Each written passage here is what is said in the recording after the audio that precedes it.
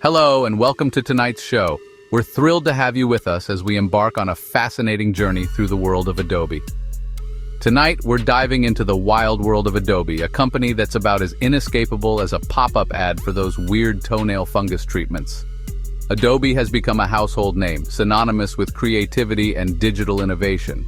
Seriously, if you've ever used a computer, chances are you've crossed paths with Adobe. From students to professionals, Adobe's suite of tools has touched nearly every aspect of our digital lives. They're the masterminds behind Photoshop, the software that can make even your Uncle Gary look like a male model, at least from the neck up. Photoshop has revolutionized the way we edit and manipulate images, making it an indispensable tool for photographers and designers alike. Then there's Illustrator, the go-to for logos, illustrations, and vector art. It's the backbone of countless branding projects and creative endeavors. And let's not forget Acrobat, which brought us the PDF, a truly mixed blessing in the digital age. While PDFs have made document sharing easier, they've also introduced their own set of challenges. Adobe is a behemoth in the world of creative software, but their story is about more than just pixels and fonts. It's a tale of relentless innovation, pushing the boundaries of what's possible in the digital realm. It's a story of innovation, yes, but also one of controversy, from aggressive business tactics to questionable data practices. Adobe has faced criticism for its subscription model and data privacy issues, sparking debates among users and industry experts. So buckle up, because we're about to explore the complicated legacy of Adobe. From its groundbreaking products to its contentious business practices, we'll uncover the many layers of this tech giant. Stay tuned for an in-depth look at how Adobe has shaped the digital landscape and what the future holds for this iconic company. Adobe's rise to dominance is partly thanks to its aggressive strategy of gobbling up competitors like a hungry hippo in a pond full of delicious water lilies. They've acquired a staggering number of companies, often for eye-watering sums of money. One of their biggest shopping sprees involved snagging Aldus, the company behind PageMaker, which back in the day was like the Beyoncé of desktop publishing. Then there was the Macromedia acquisition, bringing Flash, Dreamweaver, and Fireworks under the Adobe umbrella. But this acquisitive appetite has drawn the attention of regulators. Remember, folks, monopolies are about as popular as a skunk at a picnic. Concerns about stifled competition and inflated prices have dogged Adobe for years.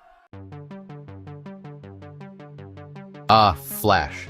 Once the darling of the internet, Flash was everywhere in the early 2000s. Remember those annoying banner ads and those games you could play for hours on end? Yeah, that was Flash. But Flash's star began to fade as quickly as your hopes and dreams after a weekend bender. It was plagued by security flaws that made it a hacker's playground and performance issues that could make even the most patient person want to chuck their computer out the window. Even Steve Jobs, the tech visionary who wore turtlenecks like they were going out of style, publicly denounced Flash. He refused to let it anywhere near his precious iPhones and iPads. Finally, in 2020, Adobe put Flash out of its misery, officially ending support for the once ubiquitous software. Remember that time you forgot to change your password after using a public computer? Well, Adobe knows how you feel. Back in 2013, they experienced a data breach of epic proportions. We're talking millions upon millions of user accounts compromised. It was the kind of security fail that makes you want to wrap your computer in tin foil and bury it in the backyard. Since then, Adobe has thrown money at the problem like it's confetti at a parade. They've beefed up their security measures and implemented new protocols, but the damage was done. Adobe's reputation as a guardian of our digital data took a serious hit. Section 5.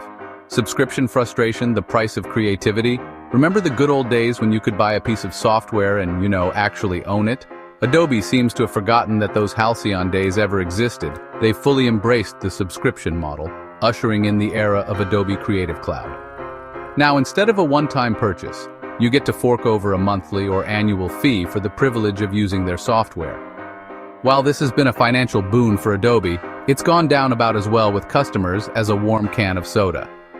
Complaints about high prices, lack of ownership, and being trapped in a never-ending cycle of payments have become as common as bad Photoshop jobs on the internet. Section 6. Terms of Service. Owning your creativity in the age of AI. This section is crucial for anyone who values their creative output and wants to understand how it might be used in the digital age. In 2024, Adobe decided to update their terms of service. Sounds innocent enough, right? Companies update their terms all the time, usually to improve user experience or comply with new regulations. Well, it turns out that changes weren't exactly met with open arms.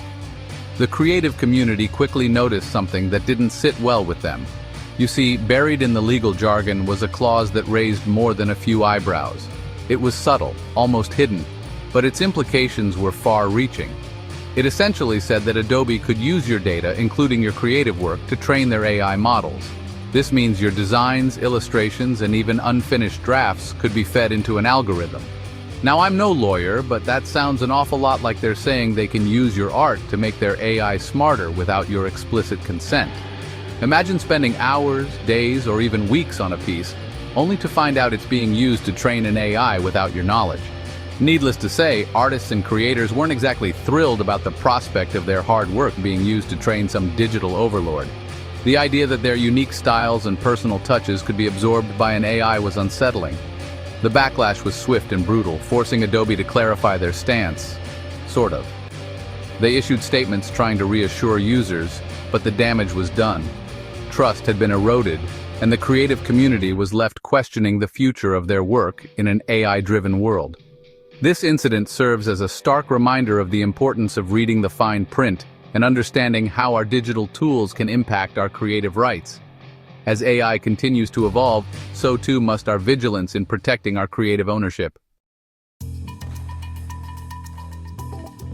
Section 7, the Figma fiasco, a bridge too far. In 2022, Adobe attempted a move so bold, so audacious, that it would make even a seasoned chess grandmaster blush.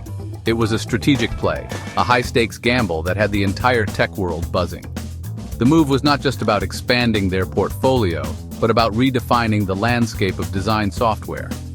They set their sights on acquiring Figma, a rising star in the design world and a potential rival to Adobe's throne. Figma had been making waves with its innovative cloud-based design tools, capturing the hearts and minds of designers everywhere. Adobe saw this as both a threat and an opportunity. The price tag? A cool $20 billion. This staggering amount was a testament to Figma's meteoric rise and the value Adobe placed on eliminating competition. It was a sum that could fund multiple startups, revolutionize industries, or even change the world. That's more money than you could shake a stick at, even if that stick was made of solid gold and studded with diamonds. The sheer scale of the deal left many in awe, wondering if Adobe had overplayed its hand. But this wasn't just about money, it was about dominance. Adobe wanted to cement its position as the undisputed leader in design software. However, regulators, always wary of such colossal deals, weren't convinced. They scrutinized every detail, looking for any sign of foul play. They saw the move as a blatant attempt to squash competition and create a monopoly in the design software market. The implications were vast, potentially stifling innovation and giving Adobe unprecedented control over the industry. The deal was met with lawsuits, investigations, and enough bureaucratic red tape to stretch from Silicon Valley to Washington, D.C. and back again. The legal battles were fierce, with both sides presenting compelling arguments.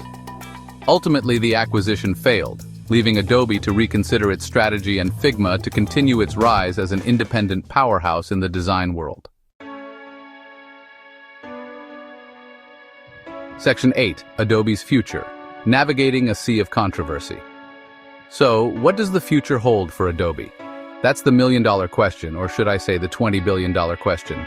They've certainly made their mark on the world, but they've also alienated a good chunk of their customer base along the way. Can they address the concerns about their business practices, their handling of data, and their relentless pursuit of market dominance? Or will they continue down the same path, risking further damage to their reputation and potentially inviting even more scrutiny from regulators? Only time will tell. But one thing's for sure, Adobe's journey is a cautionary tale about the complexities of innovation, the allure of power, and the importance of listening to your customers. Section 9. Conclusion: a legacy of innovation and questions. Adobe is a company of contradictions. They've given us tools that have revolutionized the way we create and consume media, Yet they've also shown a willingness to prioritize profits over principles. They've pushed the boundaries of technology, but they've also stumbled over ethical lines in their pursuit of progress. As we move further into the digital age, it's crucial that we hold companies like Adobe accountable for their actions. We deserve software that empowers us, not exploits us. We deserve innovation that respects our privacy and our creativity. And we deserve a digital world where art thrives, not just algorithms. That's our show for tonight. Thanks for watching, and remember, always read the terms and conditions. You never know what you might be agreeing to. Good night.